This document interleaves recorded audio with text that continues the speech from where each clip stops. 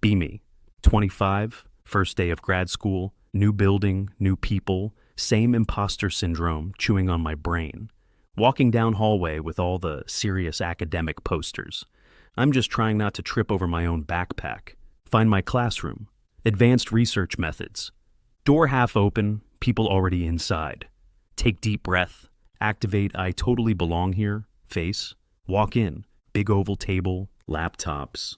Those special pens people buy when they want to feel important.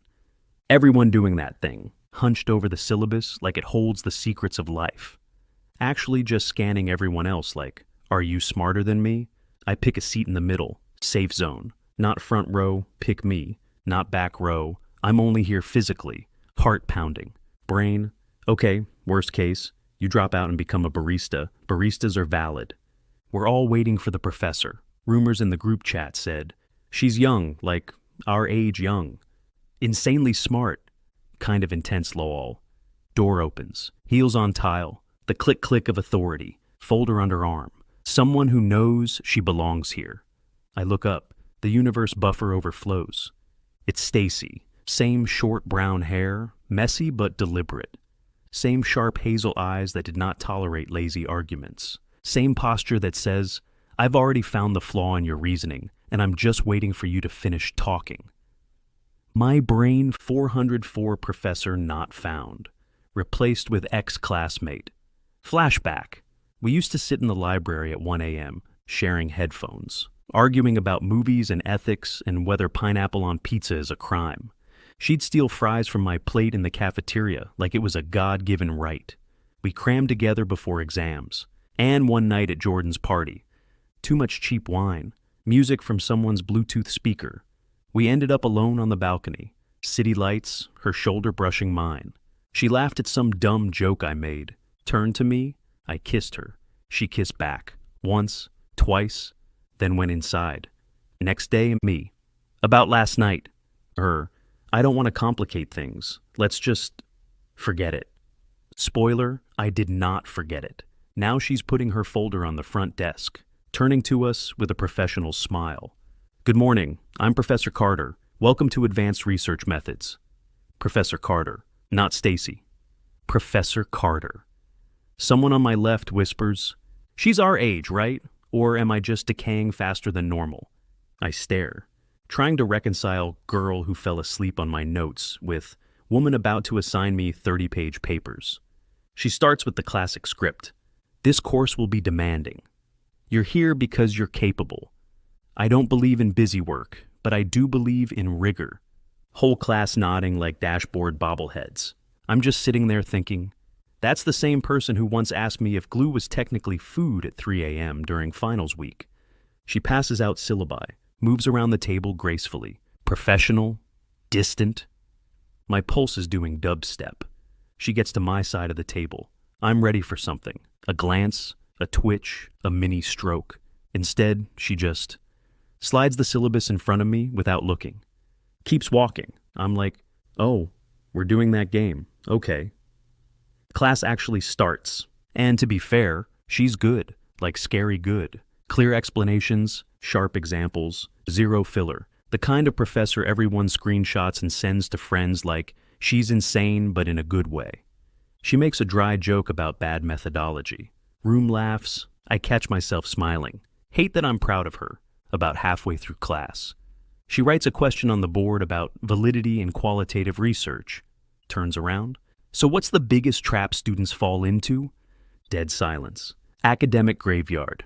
I know the answer. She knows I know the answer. I know she knows I know the answer. I wait. Nobody volunteers. Her gaze sweeps the room. Lands on me. My heart does a front flip. Anon, she says. Not you. Not, yes, you in the hoodie. My actual name. The way she says it. Tiny stutter in her voice. Like her tongue remembers saying it casually in another life. Everyone looks at me like, how does she know him already? I clear my throat. Fight years of social anxiety. Confusing saturation with convenience, I say. Thinking that no one else is answering my emails equals my sample is complete. Her mouth twitches. The ghost of an old 3 a.m. library grin. Exactly, she says. Good. Turns back to the board. Keeps going. But the tips of her ears are slightly pink. The rest of class, she doesn't call on me again. Barely looks in my direction, like if she doesn't see me. Reality will roll back to factory settings. Class finally ends. She gives the wrap-up speech. That's all for today. Read the first 3 articles on the list. And don't leave it for Sunday night, I can tell. Nervous laughter, chairs scraping, laptops shutting. People line up to introduce themselves. I'm into X field, my background is Y, my research is Z. I stall. Flip through the syllabus I've already read twice. Pretend to care about font choice. Eventually, room empties out. It's just me and her, and the weight of everything we never said. I walk up to the front. She hears my footsteps, goes stiff, keeps stacking papers like they owe her money. I stop in front of the desk. Quietly, "So, Professor Carter now?" Her hands freeze. She looks up. Full eye contact. "Anon," she says. Up close she looks older, not in a bad way, just sharper, more defined. "Didn't expect to see you here," I say. She exhales, a tired little laugh, like she's been waiting for this moment and dreading it. "I defended my dissertation last year," she says. "They offered me a position. I took it." I gesture vaguely at the board, the room, her in the blazer. "Guess we're not pulling all-nighters in the library anymore." That earns a real smirk. "Some of us keep moving," she says. "You're still in school." "Master's degree," I protest. "It's like adult school." The memory of that balcony kiss might as well be sitting in one of the chairs. I lean on the desk a little, probably breaking 10 unspoken professionalism rules. "So, we're just going to pretend we've always been professor and student?" Her jaw clenches. Her eyes go cool in that, "I dare you to push this way." "That's what we are now," she says. "In this room, that's all we are." A little cold, don't you think? Can't help it. Have to poke. Her eyes flash. "Anon," she says quietly, "I work too hard to stand here. I'm not risking it because we once made out as undergrads." I raise my hands in surrender. "Hey, I'm not asking you to risk anything. Relax." Her left eye twitches at relax. Some things never change. I turn to leave, but as I pass her, I lean in just enough and mutter, "You weren't Carter when you were stealing fries off my plate in the cafeteria." Behind me, I hear her choke on absolutely nothing. I smile all the way out of the room. Whatever this is now, we're both in it. And she definitely remembers. Signed up for a methods lab, the one everyone says is hell but necessary. Walk into lab room, machines humming, smell of disinfectant and despair. Then I see her. Professor Carter, black slacks, white blouse, sleeves rolled just enough to show forearms, glasses balancing on her nose. Expression, "I will find your mistake faster than you can blink." My brain, "Oh no, she's hot." "Anon," she says, voice crisp. "Your lab partner dropped the course. You'll be working with me this week." Internal screaming. With you? But you're the professor." She tilts her head, smirks. "I'm also the only one who understands this machine, and you need to pass." Fair point, but also rude. First session starts. She's all business, precise instructions, zero small talk. 10 minutes in, she leans over me to check my laptop. Her hair brushes my cheek. Smell of coffee and something expensive. My entire nervous system blue screens. "Anon, you're not listening," she says. "No, I am. I swear, She points at the screen. I've typed my own name where a reagent label should be. "You just entered Anon into the chemical equation. My soul files for early retirement," she laughs. "You're entertaining," she says. Congratulations to me, I'm a clown. We move to calibration. She says, "Hand me the pipette." I, on autopilot, hand her a stapler. She stares at it, then at me. "Is this how you usually function?"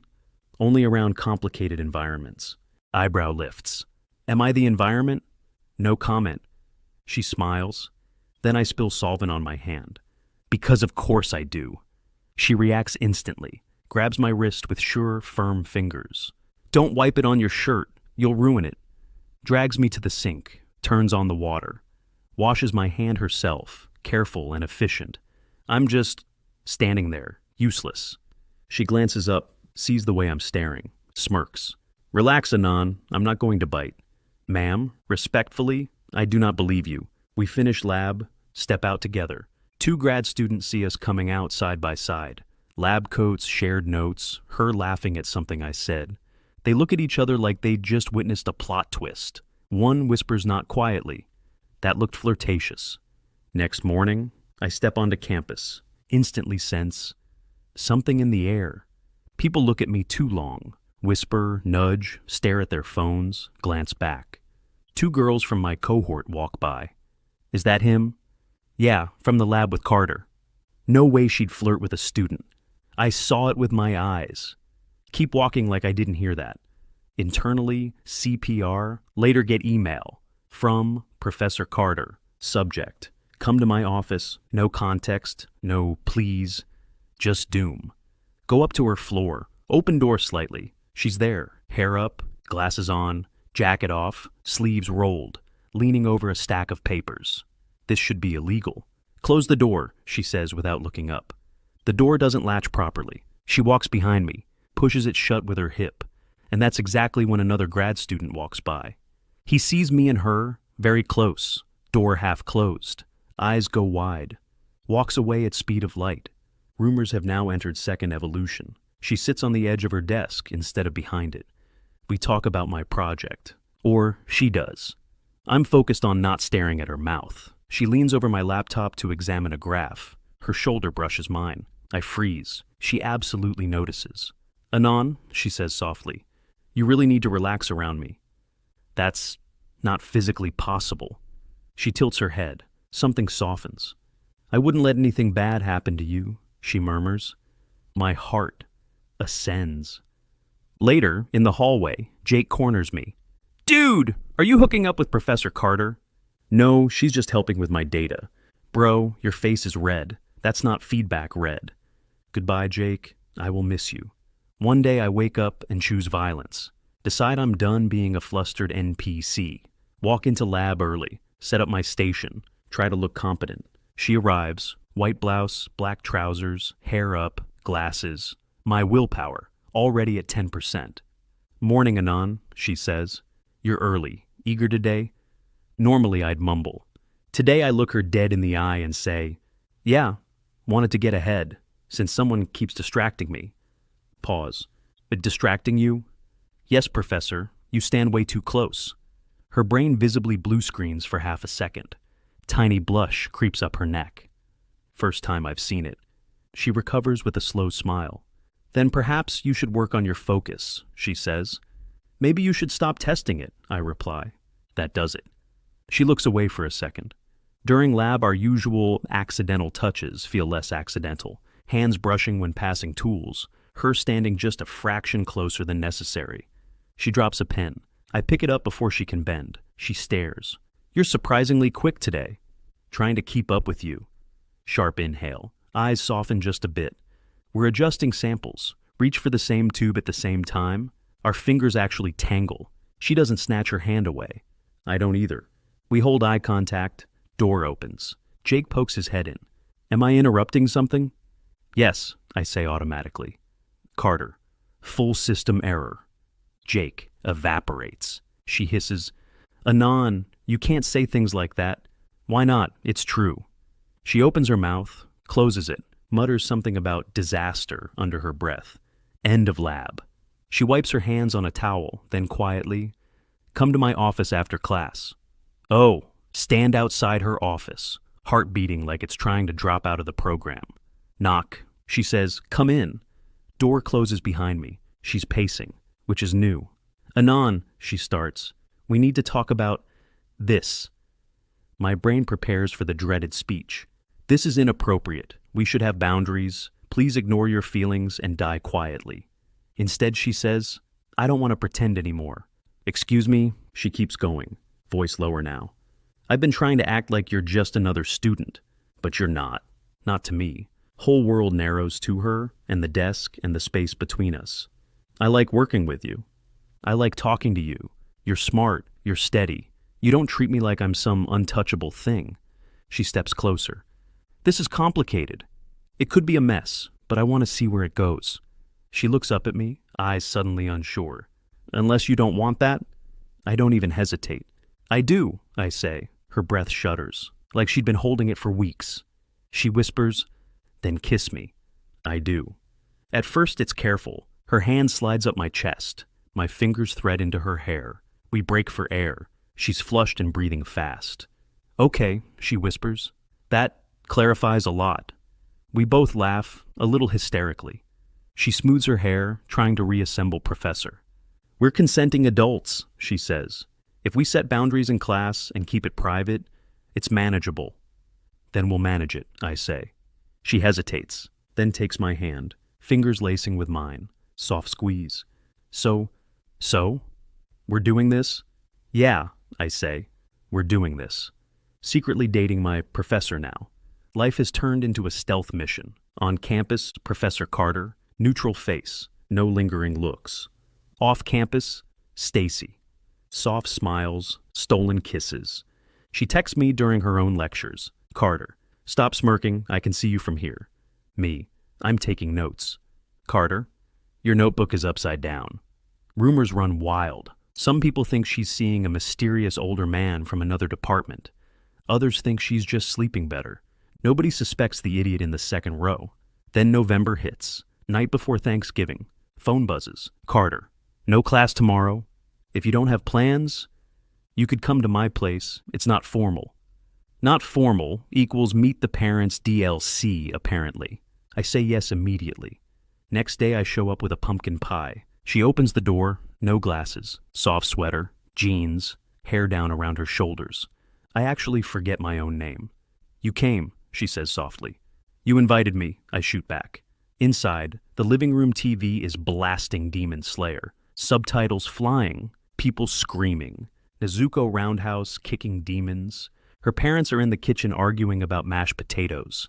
Carter shrugs. Family tradition, we watch whatever the hell we want. They don't care. We sit on the couch. We start one episode, then two, then five. She's surprisingly intense about anime. Leans forward during every big moment. Whispers strategy. Mutters, "Oh, you're dead," at villains. During one fight scene, she quietly punches the air and says, "Let him cook." I choke on my drink. She glances at me. What? Nothing. You're just very into this. You're not judging. I like it. She blushes, tries to hide behind her hair. Slowly our shoulders drift together. Tiny point of contact. Neither of us moves away. Eventually her mom calls us to dinner. Her parents are warm, chaotic, loud. Mom, so, you're Anon? I've heard that name. Carter visibly dies inside. Dad shakes my hand like he's measuring my bone density. What are you studying? How'd you meet? Are you giving her too much trouble? Carter kicks him under the table. After food, she claims we need fresh air, drags me outside. Air's cold. She stands a little closer than necessary. For once she's quiet. Then, Anon? Yeah. She stares out at the street. You're easy to be around, she says softly. That's not normal for me. I swallow. You're easy to be around too. She huffs. I'm serious. So am I. She looks at me. We go back to the house. Her mom gives me leftovers. Her dad sends me home with unsolicited life advice. Before I leave, her mom whispers, "She likes you. Don't be an idiot." Too late, lady. I'm already in deep. Monday after Thanksgiving. Walk onto campus feeling way too warm inside for this weather. Immediately notice. The stairs have leveled up. People don't even try to hide it. Hear someone whisper, he spent Thanksgiving at her place. He met her parents. That's basically marriage in academic terms. I want to crawl into a locker, see Carter in the hallway. We pass each other, other people around. She says loudly, "Mr. Anon, please don't forget to submit your report." Then, under her breath as she passes, "I like that sweater." My heart shrieks. Later that day, I'm going up the stairs. She's coming down. No one around. She slows. "Anon? Yeah? About Thanksgiving. I hope you don't regret it." I open my mouth to answer. She steps on the edge of a slightly uneven stair. Ankle wobbles. She stumbles forward. Reflexes take over. I grab her around the waist. Steady her. Suddenly we're very close. She's holding my shoulders. I'm holding her. Faces inches apart. For a split second. We both lean in. Then 3 students come around the corner. They freeze mid-step. Girl number 1. Oh my God. Girl number 2. They're totally... We jump apart like guilty teenagers. Carter's face, crimson. My life, over. Later that day, she yanks me into her office, shuts the door firmly. Okay, she says. We can't pretend nothing's happening anymore, clearly. No argument there. She sits, for once looks a little lost. I don't want to lie about you, she says. Not to myself, not to you. She looks up at me, eyes blazing now. I like you. I want you in my life. Yes, it's messy. Yes, it's risky. But I'm tired of acting like my feelings are some kind of mistake. My chest feels too small for my heart. Then let's stop acting. She breathes out, like she just dropped a weight. So we agree, she says. We're not playing. We're choosing this.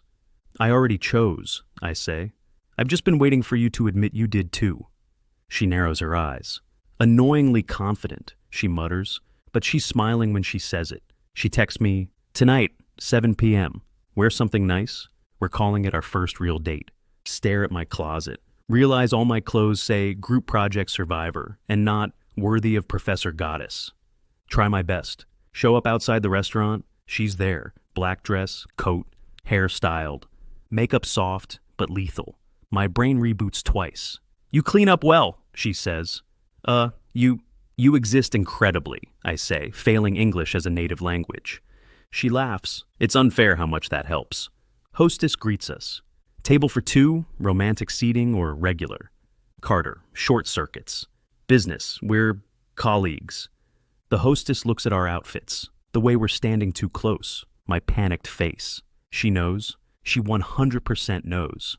She seats us anyway, gives me a conspiratorial look like, I won't tell.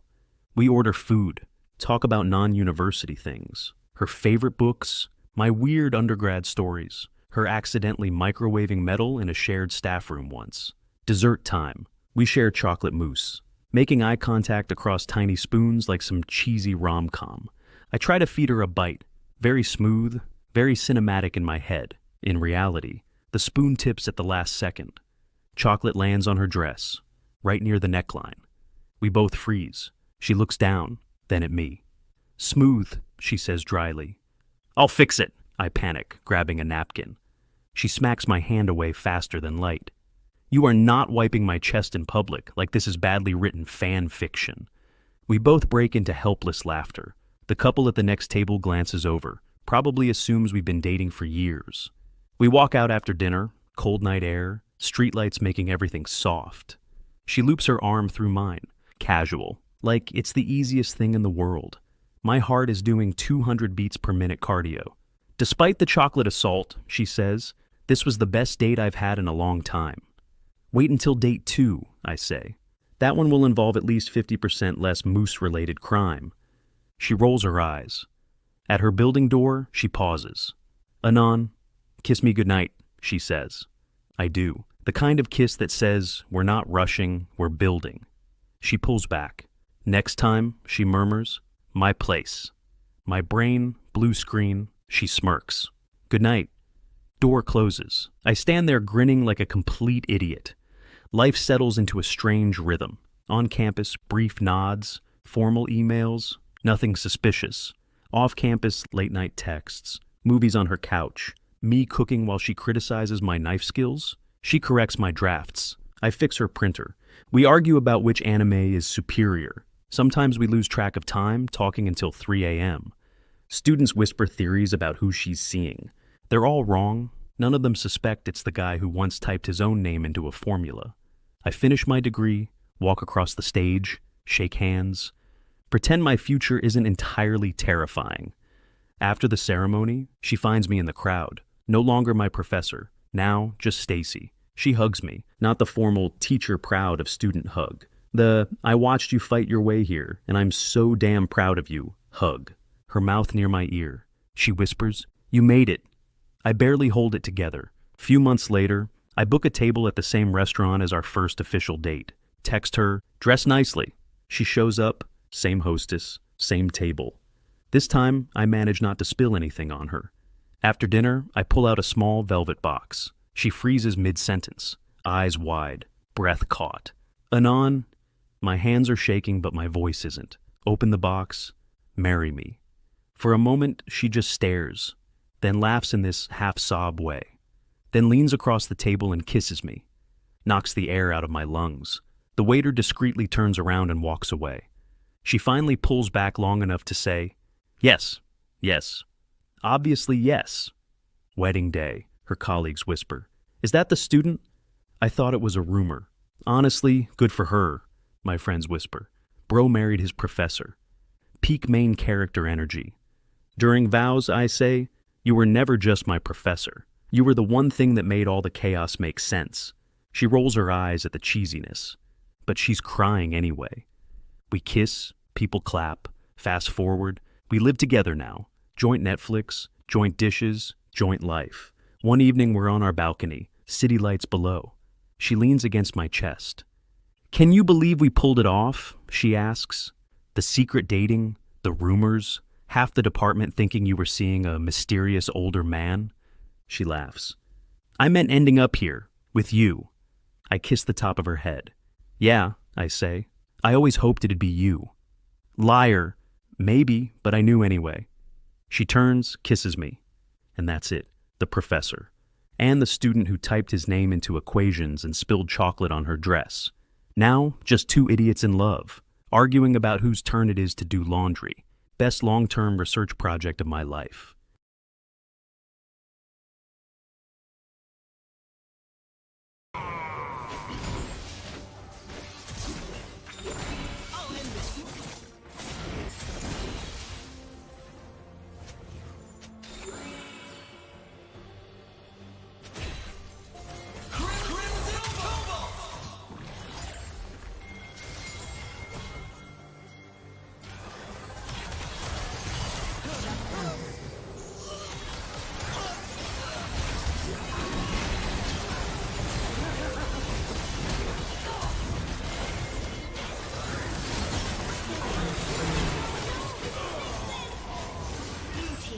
Kill.